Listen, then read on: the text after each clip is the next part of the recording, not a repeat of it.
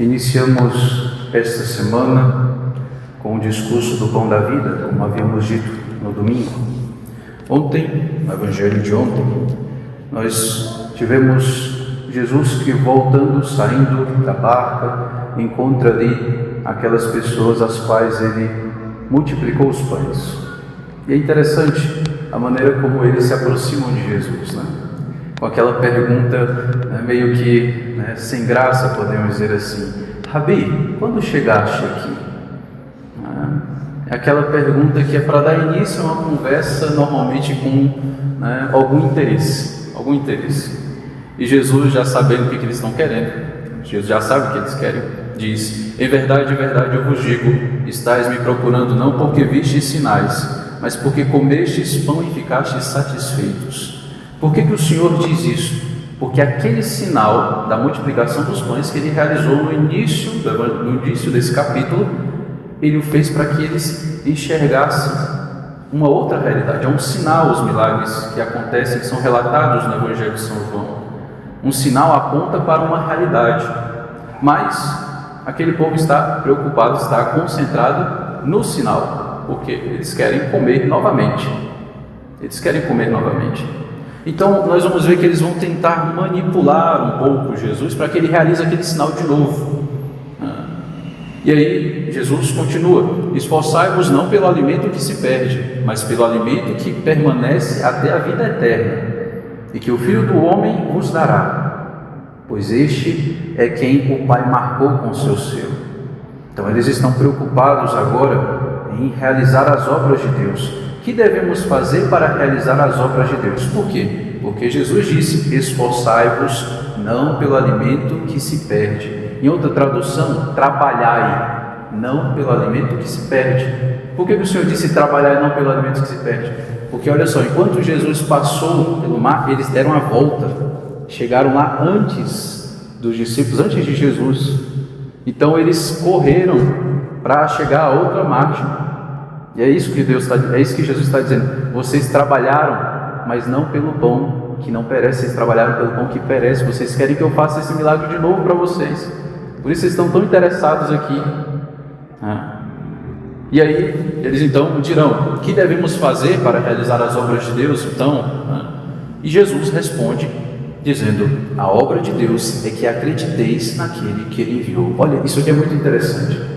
A obra de Deus é acreditar naquele que ele enviou, porque a fé necessariamente leva às obras. A fé e as obras aqui estão unidas. Nosso Senhor une as duas realidades aqui. A obra de Deus é acreditar naquele que ele enviou. Aquele que crê irá realizar a obra de Deus. Por quê? Nós não podemos separar essas duas realidades. Então, a caridade separada da fé vira no máximo, na melhor das hipóteses, eu sei que eu já repeti isso várias vezes, mas ela vira no máximo uma filantropia. Não é o amor cristão. A caridade só é de fato amor cristão se está unida à nossa fé católica. Da mesma maneira, a fé separada da caridade é uma espécie simplesmente de sentimento, uma confiança vazia. Por quê? Porque se essa fé não se traduz em obras, como disse o próprio São Tiago, é uma fé morta. Então, a obra de Deus é que acrediteis naquele que ele enviou. Isso foi o Evangelho de ontem. No Evangelho de hoje, o que aquelas pessoas continuam fazendo? Elas continuam tentando manipular Jesus para realizar o milagre. Olha o que elas perguntam: que sinal realizas para que possamos ver e crer em ti? Os padres da igreja, quando veem esse versículo, dizem assim: isso é uma pergunta totalmente irracional. Eles viram Jesus multiplicar os pães. Não tem razão nenhuma para eles pedirem outro sinal. Eles viram Jesus multiplicar os pães. Eles mesmos disseram: este é o profeta que devia vir a este mundo. Mas por que eles dizem isso? Porque eles querem que Jesus faça um milagre de novo. Sabe, a gente pode julgar aqui, tentar fazer certos juízos dessas pessoas, mas são pessoas que têm fome. Isso é, sabe, você se aproximar de alguém que tem fome, você percebe que ela tem esse interesse, e você vai julgá-la por isso. O ponto aqui, veja que Jesus, em momento algum aqui, ele condena essas pessoas. Ele simplesmente quer que elas vejam algo além disso. E esse é o desafio do nosso tempo. É fazer as pessoas entenderem que a fome espiritual é algo mais grave do que a fome material, apesar da fome material ter sua importância. E Jesus começa saciando a fome material deles. Há sempre aqueles que querem separar as coisas e escolher uma parte. Não, a gente tem que evangelizar. Não, a gente só tem que dar comida para os pobres. Sempre há, em todo o tempo da igreja, aqueles que querem separar as duas coisas. Então, essas pessoas têm fome. E elas viram em Jesus ali uma forma concreta, simples, prática de saciar a sua fome. Quando você encontra algum irmão de rua, algum mendigo, e você o ajuda ali, veja, se esse irmão de rua encontrasse o Cristo que multiplicaria do nada, tiraria alimentos para ele ali, você acha que ele não procuraria estar junto dele todo o tempo? É pelo interesse do milagre. É mesmo. Nós todos somos carentes de alguma maneira, né, de algum tipo de milagre, Enquanto nós queremos nos saciar, de certa maneira, de felicidade. Então, o Senhor naquele momento deu isso para eles. Isso não é muito diferente de alguém que, uma vez que reza, recebe uma consolação. Quantos, no início, principalmente da sua conversão, rezam, e ali Deus envia alguma consolação, às vezes em um grupo de oração, em um momento forte de oração, numa adoração, não sei, num retiro, a pessoa sente aquela consolação. E qual é, a consequência quase imediata disso? A pessoa se apega à consolação. Veja, não é muito diferente dessas pessoas que presenciaram o grande milagre da multiplicação dos pães e dos peixes e querem de novo serem saciados. Da mesma maneira, muitos fiéis são assim, recebem as consolações, as primeiras consolações ali da conversão, como dizia meu antigo diretor espiritual, Deus dá aqueles bombonzinhos, né? E a pessoa se apega aos bombonzinhos e não avança na vida espiritual. Por quê? Porque vai chegar um momento que Deus vai tirar o bombonzinho para você perseverar na fé. Então, que sinal realizas para que possamos ver e crer em Ti? Veja, é como alguém que recebeu uma consolação num momento forte de oração e depois ela fica insistindo, não, mas se Deus existe mesmo, eu vou ter novamente, eu vou rezar e vai acontecer de novo. E não é assim. Nós não podemos tentar controlar Deus, mas eles vão continuar tentando controlar Jesus aqui. Que obras fazes? E aí, quais sinais eles irão fazer referência? Qual sinal? Nossos pais comeram maná no deserto, como está na Escritura. Pão do céu deu-lhes a comer. Os padres da igreja, comentando este texto, eles dizem assim, veja a esperteza desse povo. Judeu é um povo esperto. Veja a esperteza deles. Eles poderiam ter falado da abertura do Mar Vermelho. Não, nós vimos grandes sinais. Moisés abriu o Mar Vermelho. Poderiam ter falado das pragas do Egito. Qual foi o sinal que eles citaram? Exatamente o maná. Por quê? Referência a quê? Ao pão. Nós vimos os nossos pais, caiu pão do céu para eles. Veio pão do céu para eles. O Senhor pode fazer um sinal parecido como esse, não é? Percebe de novo o interesse? Permanece esse interesse. E é impressionante a paciência de Deus conosco. Nós, tão rasos, tão superficiais, Ele com paciência vai tentando fazer a gente enxergar que sim, a realidade do pão material importa muito. Quem tem fome, né, tem pressa sim, mas a realidade do pão espiritual importa ainda mais, porque a fome de pão espiritual nos leva ao inferno. Então, veja, o Senhor aqui, né, um outro detalhe que os padres da igreja comentam, falando aqui, né, principalmente São João Crisóstomo, ele diz, veja, eles não falam que foi Deus que realizou o sinal, para não igualar Jesus a Deus, eles não querem fazer isso. E também não falam que foi Moisés, porque eles também não querem diminuir, eles querem que ele faça um sinal tão grande quanto o de Moisés. E aí, qual é a resposta de Jesus? Pacientemente. Assim a gente também tem que ser paciente porque cada um tem o seu processo. Às vezes a gente vê a pessoa ali no início da conversão e alguns esperam já uma coerência de um santo de quinta, sexta morada. Paciência com as pessoas, benevolência, assim é nosso Deus. Olha só, em verdade vos digo, não foi Moisés quem vos deu o pão que veio do céu, é meu Pai que vos dá o verdadeiro pão do céu.